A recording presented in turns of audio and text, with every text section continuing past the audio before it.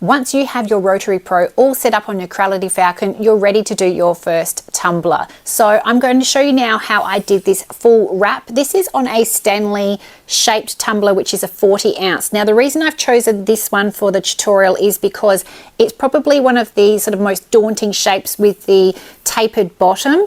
And if you can do this one, you can do anything on the Rotary Pro. So I thought that would be good. And plus they're very, very popular right now. So I'm sure that whether you're making it for a friend or family member, they will love it. When it comes to your design, you can either use a preset template. I know myself and other Etsy sellers have templates available for doing the full wrap. And that includes if you're using the branded Stanley, it will make an allowance for the actual logo itself. Now, if you're using an unbranded one, you don't have to worry about dodging the actual logo when you're doing your engrave, but I will show you how to measure up the tumbler now and then also how to work with a logo. Grab yourself a measuring tape. Now I usually start a little bit further down than from the top, just so you get it very, very accurate. Now I'm going to show you here, I'm going to line up with the top of that painted edge there, and then I'm going to measure the length of that tumbler, and I'm actually pushing it into the taper section there and measuring to the end. Then I obviously have to take off the 10 from which I started. Now, big tip, if you are doing your own template, finish the template about 1 millimeter from the bottom of the cup, because as you are engraving, your laser head will move towards the end. If your laser spills over the end, it probably won't feel like it's a big problem until you get your cup off of the rotary at the end and see that you've messed up the sort of the paint bottom of it. So whether it's a branded Stanley or a dupe, I suggest coming in sort of 1 millimeter from the end. So we'll show you that when you're doing the frame up so that you get it perfectly aligned. For the circumference, you can either use digital calipers, which I think are fantastic. They're very, very accurate. They're cheap. They're widely available. You can grab them on Amazon. Otherwise, grab your trusty measuring tape and measure the widest part at the top. So you're going to actually do the full measure going around. So for example, this one is 31.5 centimeters. So that is going to be the rectangle from which you are going to use as your template and your design for the full wrap. So for the white tumbler, I've now removed the handle off of it. So you're just going to unscrew it or use an Allen key depending on whether it's a real Stanley or not.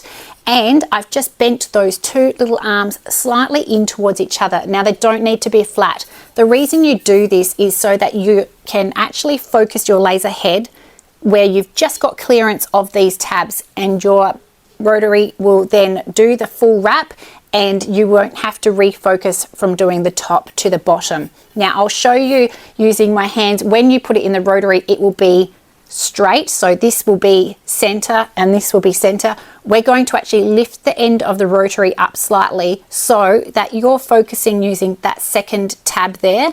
As it spins around, that will be the highest point of the tumbler. Now the reason that you do this is because your template is actually rectangle. You just ignore the fact that that is tapered, and because it is set on an angle like that within the machine, it will engrave perfectly using a rectangular template. So I know that sounds weird, but again, that's why I chose the Stanley to do for this tutorial, because if you can do this, you can do any cup. I use my template beginning and ending at the center of where the handle attaches to the tumbler, so that when you do an entire full wrap, the join will end up between the handles, which is the least obvious spot on the actual tumbler. So whether you're left or right-handed, if you're holding your tumbler, the design will look fabulous. Now, if you're using a professional template, it should match up very, very beautifully, but I'll show you how you can test that right now. To perfect your template and design, what you'll need is some foil from your kitchen and some either paper tape, or even blue painter's tape is fantastic because it's really easy to remove. So what you're going to do is wrap the tumbler in the foil. Now it doesn't need to be perfect, but as flat as you can sort of get it to the actual tumbler. Now the reason that you do this is the laser will not engrave through the foil. So you do want to make sure that you, I've done it a bit messily, cover up all of the painted area. Then you're going to cover it in either your paper tape or your blue painter's tape all over that foil.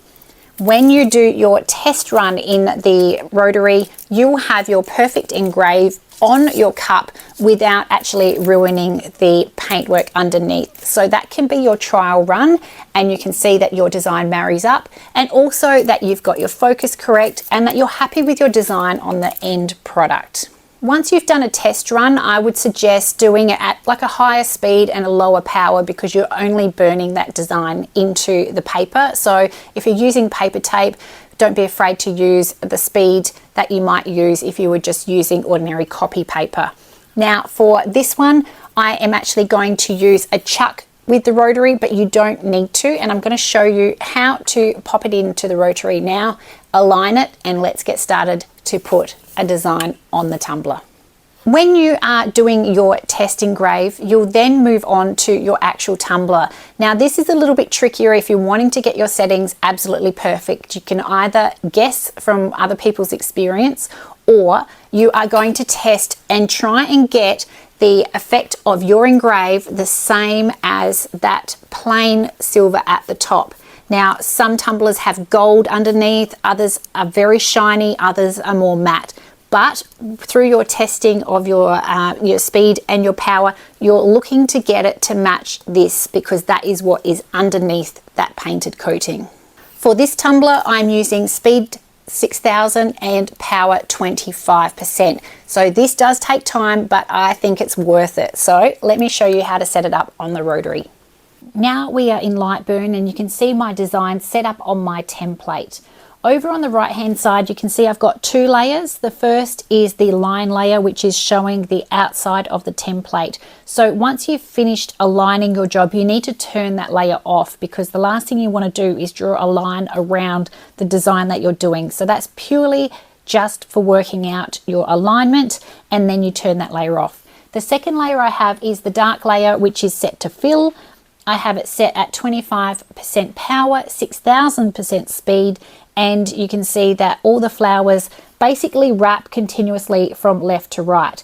On my template, if I now go into that black layer and select a flower and then press Ctrl-Alt to select all of that design that we're going to be engraving, you can see I get a green dot down here. Now the reason for that is I have set my laser to start from current position, and I have set the job origin to the bottom left hand side. Now that is that green dot there, and I'm going to be starting my wrap at the center of the spot between the handles at the very top of the cup.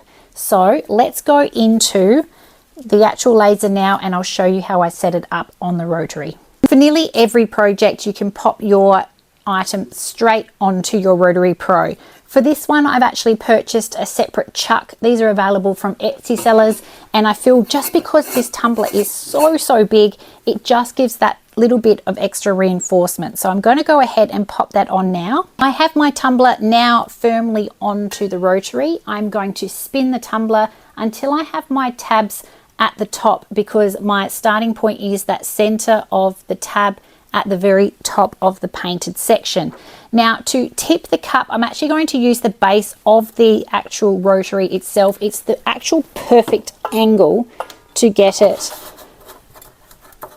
perfectly focused. So if you are using a chuck, or you are using a tumbler that is so long that the actual end of that rotary does not fit, you can see it there. I'll just focus in there. You can see I've just popped it down to the right hand side underneath the base, and that is that perfect 3 to 5 degree lift that you need, so that that top part there, that second tab, is the highest point of our project. Now when focusing the laser head, I am going to be focusing, as I said, bringing that red dot to the top of the paintwork. The highest point of the tumbler is this now, so what I'm going to do is focus my laser as close as I can to that tab without it touching. So you want to make sure that it will not touch, whether it's the side, the front, because that is going to be spinning. You don't want to be hitting your laser head and doing any damage. So I'm going to check that now, and it's just touching ever so slightly. So I'm going to lift that now, and then I'm going to test it. So I'm going to test it by spinning it and making sure that no matter where that laser head is, that it is not going to touch that tab when it's doing its rotations. Now I've brought my laser head back to the top of the paint, so I believe that is where it will need to be for framing, but we're going to get that perfectly accurate using the framing tool now. And I'm going to remember to bring my laser head back to the 22 watt power mode.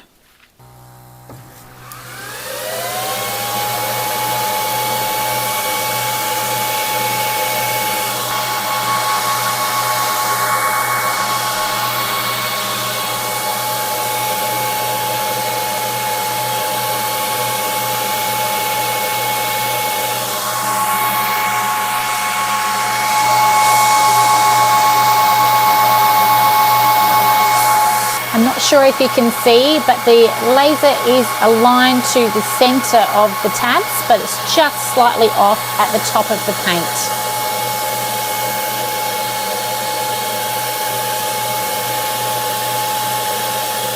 Perfect. Now that the noisy fan has stopped, my red dot for framing is perfectly aligned to the top of the paintwork, and it finishes just at the bottom of the cup so that we're not getting any mess of our design over the end of my cup. Now I have set up my rotary so I can still enclose the actual door of the laser, but keep in mind, because you have the drawer disabled, that you do need to put your safety glasses now that we're moving beyond framing and starting our job. I'm not going to film the whole engrave because it does take quite a while, but I'll show you snippets along the way.